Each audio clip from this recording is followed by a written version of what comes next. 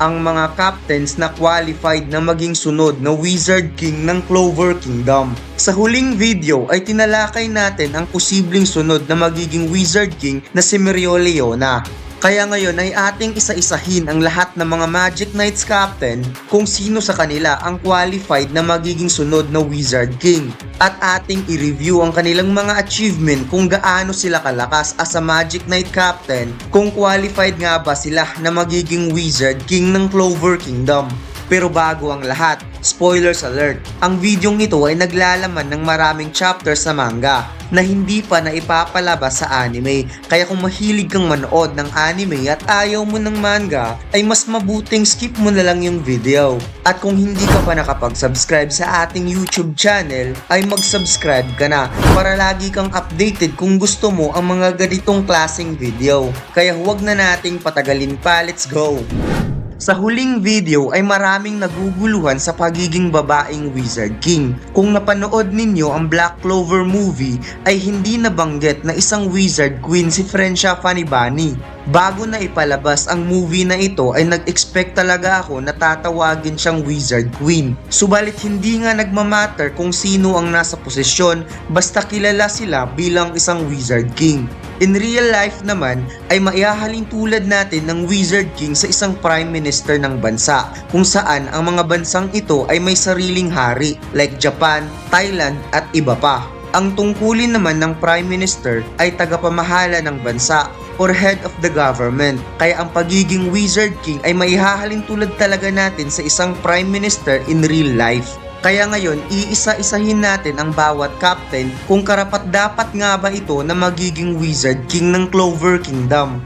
Uunahin natin si Captain Kaiser Granvorka ng Purple Orca. Maraming naguguluhan nung isa si Kaiser Granvorka sa mga Magic Knight na tumulong sa pag-seal ng previous Wizard King na si Conrad Lito. Sa mga hindi nakakaalam, pagkatapos magawang masil ni Julius Novacrono si Conrad Lito ay nagretiro nga itong si Kaiser Granvorka as a Magic Knight. Pagkatapos tanggalin si Geldry Paisot bilang captain ng Purple Orca dahil sa pakikipagsabuatan nito ng Eye of the Midnight Sun, dahilan kung bakit naputulan ng braso si Captain Fogolion, inirekomenda ni Julius si Kaiser Granvorka ang papalit bilang panibagong captain ng Purple Orca. Ang captain na ito ay hindi gaano ini-expose ng series sa Black Clover. At noong dineploy ng Dark Triad ang legendary demon sa Clover Kingdom, ay hindi niya ito nagawang mapigilan sa sobrang lakas nito. In fact, mas nauna siyang hinimatay sa laban since siya ang namumuno against legendary demon.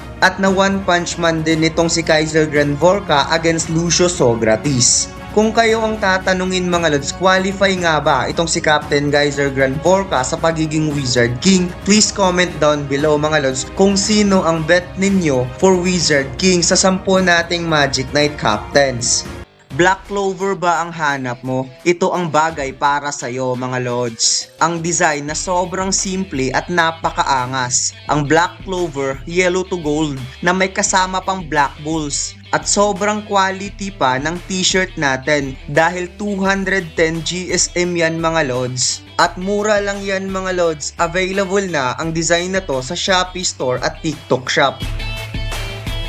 Ang pangalawa mga lods ay si Captain Real ng Aqua Deer. Para sa akin mga lods ay qualified itong si Captain Real na maging Wizard King kung magic at talent ang pag-uusapan dahil sa capability ng kanyang magic na capable na mag-generate ng any type of magic elements. At kaya niyang bigyang buhay ang anumang naiguguhit niya gamit ang kanyang magic paintbrush at canvas. Yan pa lang ay sobrang OP na ng kanyang magic. Subalit sa murang edad ni Captain Real ay malabong maging Wizard King ang captain na ito dahil napakabata pa niya kung mag-isip at hindi niya kaya ang mga mabigat na responsibilidad lalo na sa ganitong posisyon.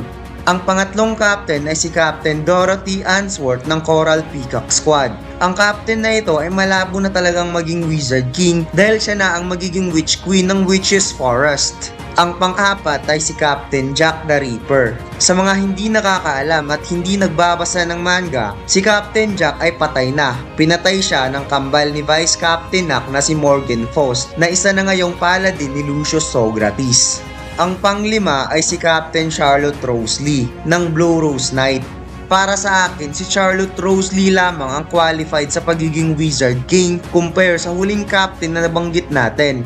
Malakas ang magic ni Captain Charlotte mga lods dahil nakakaya nitong tapatan ng Supreme Devil na si Magikila gamit ang anti-curse magic. Subalit lack of combat nga itong si Charlotte Rose Lee mga lods, more on magic spell attacks. Unlike sa huling Wizard King na babae na si Frencia Fanibani ay handang makipagbasag ulo. Ang pang-anim na captain ay si Nozel Selva ng Silver Eagle. Well, si Nozel Selva mga lods ay isa rin sa mga Magic Knight na nangangarap na maging Wizard King. At mayroon ng rivalry itong sina Fugulyon at Nozel Selva, like Yuno at Asta. Ngunit sa mga ipinapakitang iilang laban ni Nozel mga lods ay palagi itong nadidihado, lalo na sa Speed Kingdom Raid Arc. Ay doon mo talaga makikita kung sino ang malakas na captain noong pinagtutulungan ng mga Magic Knight captains ang King of All Devil na si Lucifero.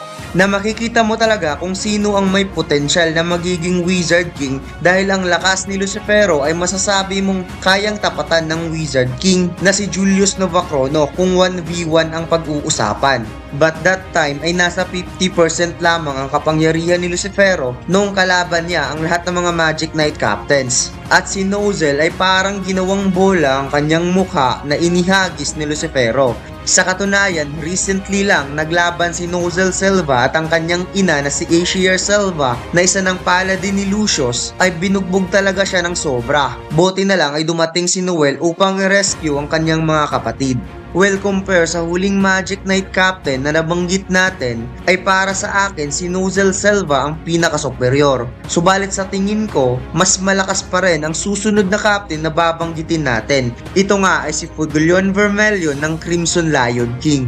Masasabi kong qualified talagang maging Wizard King itong si Fuege dahil sa pamamaraan nito ng pananalita at decision making na masasabi mo talagang may potensyal itong si Fugulyon. Noong sinalakay ng Eye of the Midnight Sun ang kabisera ay makikita mo talagang may leadership ang captain na ito. Sa katunayan ay may pinasikat na quote itong si Fugulyon noong sinabi niya kay Noel na being weak is nothing to be ashamed of staying weak. Hindi kahihiyan ang pagiging mahina, kundi ang manatiling mahina. At alam kong maraming nakapansin sa quote na to.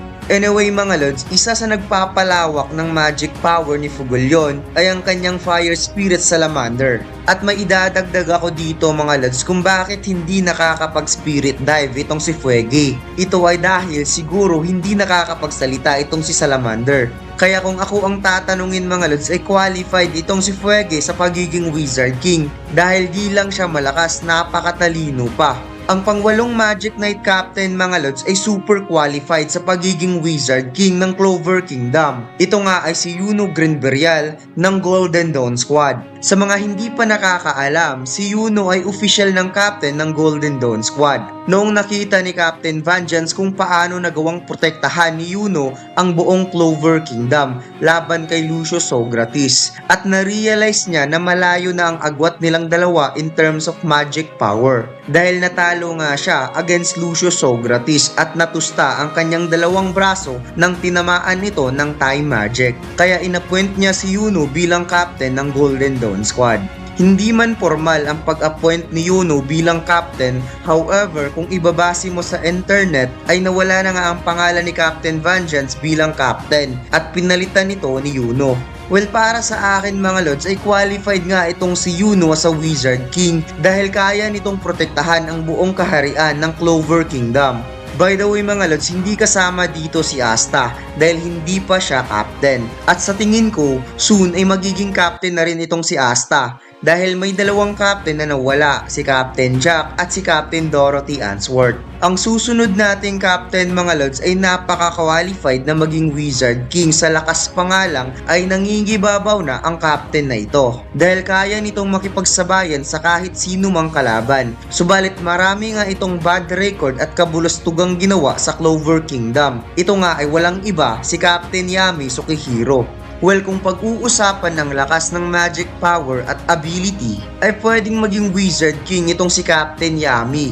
Subalit maraming ang ginawang paglabag sa batas ng Clover Kingdom itong si Captain Yami. Lalo na nang winasak ng Black Bulls ang Trial Court sa pamumuno niya noong niligtas nila si Asta. Ang panghuling captain ay si Mereoleona Vermilion, ang substitute captain ng Crimson Lion King at ang captain ng Royal Magic Knights. Sa huling video ay sinabi kong siya ang sunod na magiging Wizard King ng Clover Kingdom dahil para sa akin ay napaka-qualified ni Mereoleona na maging Wizard King. Sa laban ng Captains versus King of Devil Lucifero, si Mereoleona lang ang pinakatumagal sa laban compare sa ibang Captains. Nakaagad lang nilang paso ni Lucifero. Umabot pa nga siya sa pagdating ni Yuno at nakipag-team up kay Yuno against Lucifero, habang ang ibang Captain ay nakatulog na, except kay Captain Yami dahil hindi pa siya pumasok at that time. At pinaramdam talaga niya kay Lucifero ang kanyang bangis, kung kaya naramdaman nito na mas lalong umiinit ang kanyang atake dahil sa Hellfire Incarnate. At kaya ako nasabi na magiging Wizard King itong si Mereoleona dahil binigyan siya ng exposure na mapakita ang kanyang tunay na lakas as a Magic Knight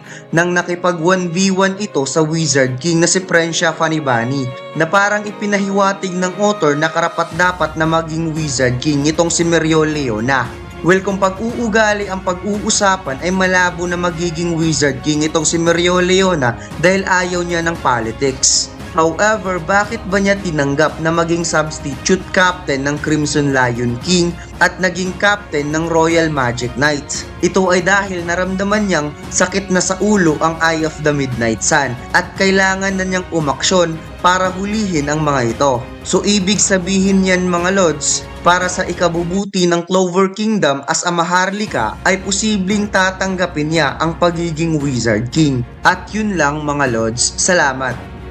Sobrang ganda talaga ng 6-Eye Gojo t-shirt design natin mga lords at sobrang dami nang nag-order nito. Sino ba naman ang hindi gustong mag-order sa sobrang angas ni Gojo? At mayroon tayong bagong t-shirt design na i-release this month.